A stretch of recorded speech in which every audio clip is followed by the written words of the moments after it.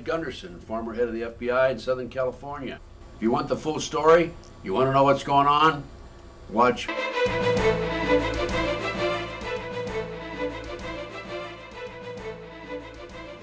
Keep families together.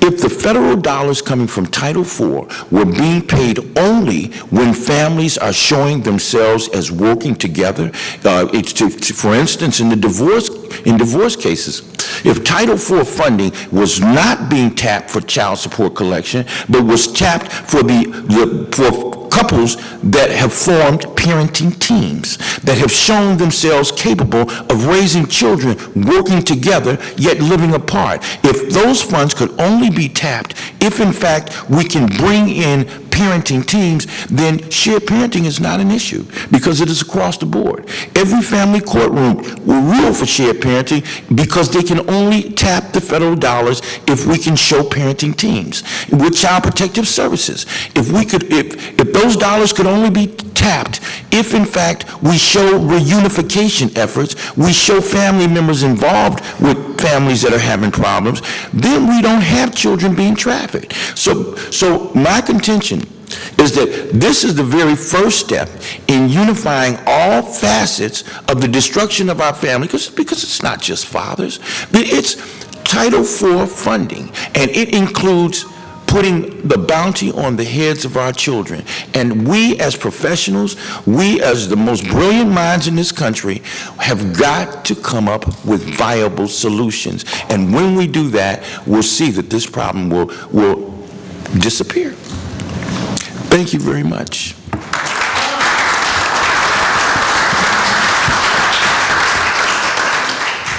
Yeah, it's, as we were talking, our families have been politicized and monetized. Absolutely. And we have to take them back. Next to Reverend Smith is John Cole. John, I came across my desk about a month ago. John is not from the perspective of advocate. He's a parent who was caught up in this system. He's briefly going to relay his particular situation. I don't know if John will tell you this. He's a terminal cancer patient. The state decided that he was better off in prison than in the life of his child, and that's where he ended up, and I'll leave it with you. Good afternoon, everyone. I stand here not out of arrogance, wanting to stand in front of everyone, but I wanted to make it more apparent that being 6'3", tanned, and fit actually served as a problem for me within the court system. When I got sucked up into the situation with the court, I had not gone through the whole process of diagnosing the cancer the way that Western medicine wanted me to, namely MRIs and different pathological tests and so on and so forth. So it was determined by the court system that in fact I was not sick because I did not need to, or I had not gone and seen the appropriate authorities. So I initially was incarcerated for contempt of court, not having kept up with some payment arrangement that had been made without representation, I might add. It was determined by the Virginia court system that I was not entitled a public defender because this is a civil case, and public defenders do not deal with civil cases. However, I was treated like a criminal throughout the entire process, put in front of a judge in prison garb, shackled, standing next to child abusers, murderers, what have you.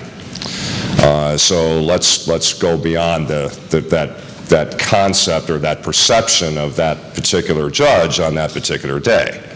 You all also talk about the fact that it's nice to have, and you, sir, spoke about the fact that you had one judge who was a good judge, and lucky you. I have stood in front of 5 different judges during this process, each one changing the order that had been presented by the previous judge. In some cases, the information and the signature of the previous judge had been scratched out on the back of the order, and a new judge's order and signature had been put in that place. When I was incarcerated, I was told by the judge sitting on the bench that he felt very bad for me that I had cancer, or at that time suspected that I had cancer. I have metastatic melanoma, and whether we consider it terminal or incurable, I suppose, is based on my ability to fight the disease. But this particular judge indicated that he felt that my situation could be quite grave. He had some experience in this issue, but he didn't think that 30 days was really going to make a big difference in my health.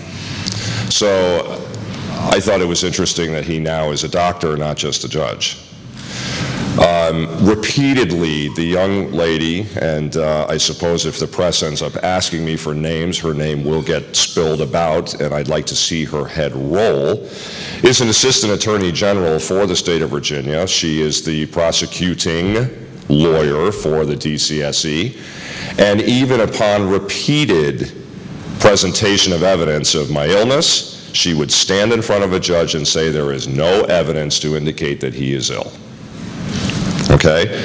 So now let's forget all of that.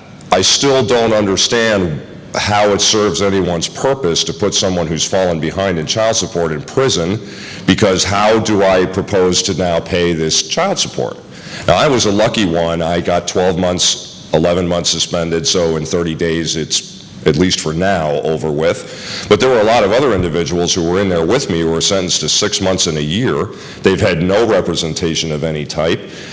And they're going to come out to no job, no car, no home, and their child has not been able to have any kind of relationship with them during that time. Now, I also consider myself lucky because my ex-wife and I get along. She supports me in my pursuit of my health condition.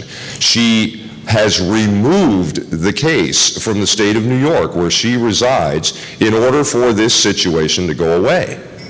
The state of Virginia's response is, she doesn't have the right to make an agreement for your child.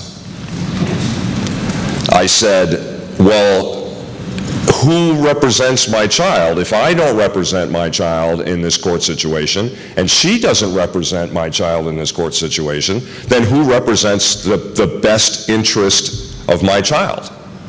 Well, short of giving a guardian ad litem, there isn't anyone out there who's looking out for the best interests of my child. Okay, so now here I sit.